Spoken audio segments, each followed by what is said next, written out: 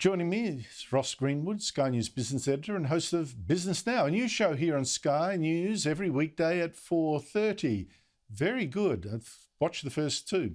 Ross, firstly, the Prime Minister today said we should back him as the better economic manager, among other things. Well, unfortunately, Ross, today the inflation rate hit 3.5%, which is higher than is healthy. But the Reserve Bank today, on the other hand, held interest rates at just 0.1%, as if there's no problem. How worried should we actually be? And it's interesting to note this because on one side of it, the Reserve Bank says Australia is different to any other part of the world. So while you've got interest rates rising in the United States, perhaps as many as 3 times this year, certainly in the UK, they've increased them once and perhaps again this week is going to happen in Singapore and New Zealand twice already. Australia's Reserve Bank is saying, no, we believe we're going to be patient, we're going to be very slow because we think that some of this inflation is going to wash through. Rising petrol prices, that's the key right now to most of the inflation coming through, but also a lack of employees out there right now. But what the Reserve Bank wants to see is with the falling unemployment number, they've forecasted unemployment will have a 3 in front of it by the end of this year. They want to see wages rising before they will raise interest rates. But the money markets, what they say is it's inevitable that the Reserve Bank will be forced to raise rates, if not by early next year, then maybe later this year. But there was also some other news that didn't strike me as very good. Retail sales over Christmas, over the Christmas period, dived 4.4%, which is more than twice which that was predicted. That does not sound good at all.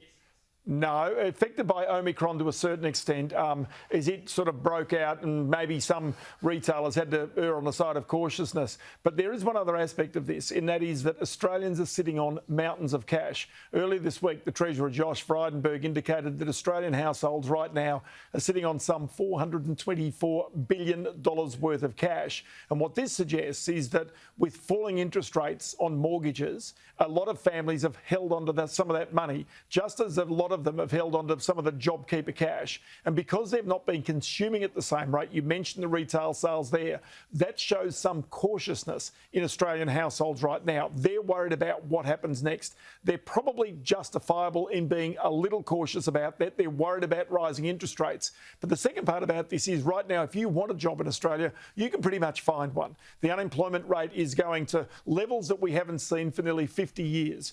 And that really is a sign of strength. So from that point, the government should feel very satisfied about the job that it's done. But on the other side, it's about the believability, because in many cases, I get the sense that Australian families are saying it's as good as it's ever been. We've got free money from the government. We've got house prices rising. We've got interest rates at record lows. We've all got jobs.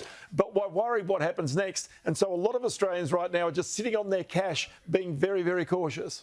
I was struck by the extremely hostile reception that Morrison got at the press club today. He announced a $2 billion program to help inventors and entrepreneurs turn their ideas into reality here, make us more self-sufficient, among other things, rather than go overseas. I think that's a great idea. I don't know how good the program will actually work. I'm not an expert in that. But how important is this measure, and do you think the scheme will actually help? Well, OK, look, at face value, you say, yes, it's brilliant. Imagine that our scientists don't go overseas for funding, that they can get it here, that as a result we have Australian sort of inventions that are created here. And that's what Scott Morrison really talked about, that Australia has a low uptake of our ideas being turned into commercial ideas. So we don't always get the benefits here in Australia. Often it goes overseas. So that's great. Then you sit there and you think about government picking those winners. That's what frightens the tripe out of me, I've got to tell you, because it's interesting to note that going to this election, while you've got Anthony Albanese talking about Australia's modern manufacturing and wanting to fund that with taxpayer money, in other words, effectively handing out your taxpayer money to those who might need to be propped up. That again worries me, just as this idea. Generally, the market is the one that picks these things right. Now, I would say if they get the incentive or the selection process right, brilliant. Keep your scientists here, keep your ideas here, commercialise them here. Should be more opportunities to do that. But by gee, I'll tell you what, you want to see the selection process, Andrew, before you'd actually give it a big green tick of approval. Absolutely. I can imagine, Labor will have them all working on green schemes instead of something very productive. But look, we do need to be more self-sufficient, and anything that can do that is welcome by me. Ross Greenwood, thank you so much for your time. Always good to be with you, Andrew.